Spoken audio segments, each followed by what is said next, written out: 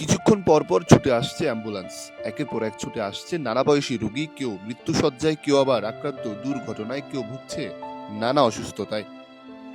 Emergency রুমের পাশে লাশ নিয়ে কাঁদতেও দেখা যায় স্বজনদের। সে কান্না কখনো ভারী, কখনো শব্দহীন, আবার শোনা যায় কাতর স্বরে। চট্টগ্রাম মেডিকেলের এসব চিত্র যেমন নিত্যদিনের, ঠিক তেমন একই চিত্র ঈদের দিনগুলিতেও।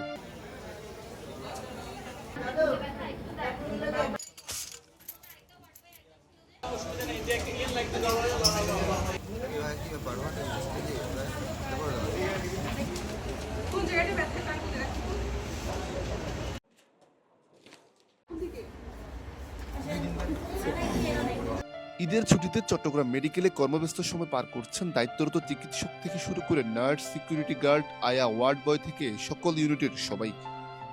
মুসলমান সহকর্মীরা যাতে ঈদ উদযাপন ঠিকমতো করতে পারে, তাই হিন্দু কিংবা অন্য ধর্মের সহকর্মীরা পালন করছেন নিজ দায়িত্ব। আমি ঈদে ডিউটি করছি তো অনেকে ছুটিতে গেছে।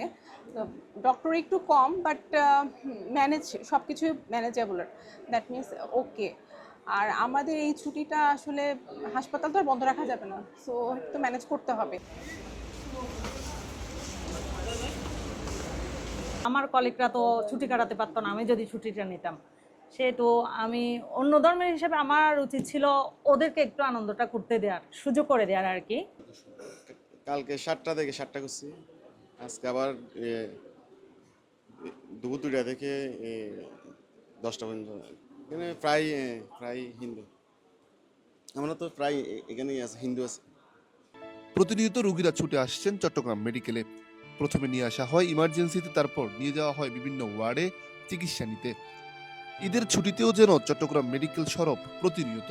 মানুষের কোলাহল, আনাগোনা, সাইরেনের শব্দ ছুটে আসছে নিয়মিত। আজকে আসলে নর্মালি যতটুকু পেশেন্ট থাকে তার চাইতে কম, কিন্তু পেশেন্ট আছে। ইমার্জেন্সি পেশেন্টগুলো আসছে, কিছু অ্যাক্সিডেন্টের পেশেন্ট আসছে, মারামারির পেশেন্ট, চেস্ট পেইন, স্ট্রোক, এই পেশেন্টগুলো বেশি। এমার্জেন্সিতে তো সবাই এখানে আমাদের সবাই ডিউটি ঠিক সময়ে ডিউটি করতেছে, ঠিক আছে। আমাদের তো এমার্জেন্সি মানে ডিউটি করতেই হবে, আমাদের ডিপার্টমেন্ট খালি থাকে না। রুগীর চাপ অনেক, রুগী তো থাকবে, নানা সমস্যা আছে। আর অনেক দিন পরে আসলে রোজার পরে নতুন করে ওরা যখন খাওয়াটা শুরু করে তখন তো একটু রোগ বালাইগুলো বেশি হয় আসলে।